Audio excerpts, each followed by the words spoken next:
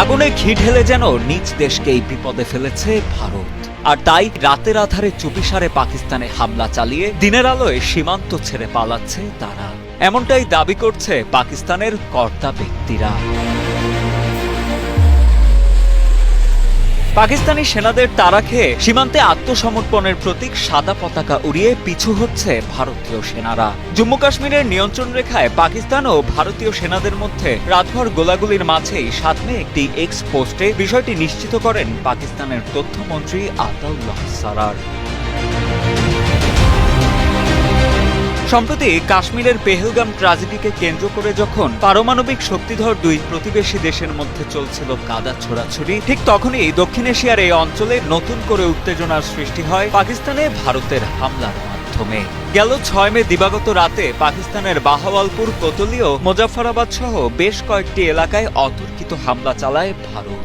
ভারতের সেই হামলায় এখনো পর্যন্ত অন্তত ২৬ জন বেসামরিক নাগরিক নিহত ও ৪৬ জন গুরুতর আহত হয়েছে বলে জানিয়েছে পাকিস্তান আন্তঃবাহিনী জনসংযোগ পরিদপ্তর।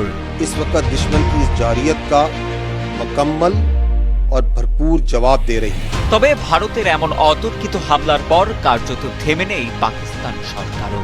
নয়াদিল্লিকে শক্ত হাতে প্রতিহত করতে কঠোর পদক্ষেপ নেওয়া হবে বলে সাফ জানিয়ে দিয়েছে ইসলামাবাদ। ২৪ ঘন্টা না পেরোতেই ভারতে পাল্টা হামলা চালায় পাকিস্তানি সেনারা। এছাড়া ৫টি ভারতীয় যুদ্ধবিমান ভূপাতিত করা হয় বলেও দাবি পাকিস্তানের। এমনকি নিরাপত্তা কমিটির একটি জরুরি বৈঠকে দেশটির সেনাবাহিনীকে ভারতের হামলার কড়া জবাব দেওয়ার অনুমতি দেন পাকিস্তানের প্রধানমন্ত্রী শেহবাজ শরীফ। উল্লেখ্য, পেহেলগাম ট্র্যাজেডির পর ভারতকে নতুন করে পাকিস্তানের সঙ্গে সংঘাতে জড়াতে বারণ করে আসছিল পশ্চিমা মোড়লদের অনেকেই। এমনকি পাকিস্তানকেও তারা সংযত থাকার আহ্বান জানিয়েছিল। কিন্তু বহির্বিশ্বের সব রকম বারণ আর নিষেধাজ্ঞাকে বৃদ্ধাঙ্গুলি দেখিয়েই দৃশ্যত পাকিস্তানে এমন হামলা চালালো ভারত সরকার। সব মিলিয়ে উত্তেজনার পারদ এখন তুঙ্গে। এদিকে দুই দেশের মধ্যে ক্রমবর্ধমান এই উত্তেজনা দক্ষিণ এশিয়ার স্থিতিশীলতার জন্য বড় হুমকি হয়ে দাঁড়াচ্ছে বলেও মনে করছেন আন্তর্জাতিক বিশ্লেষকেরা।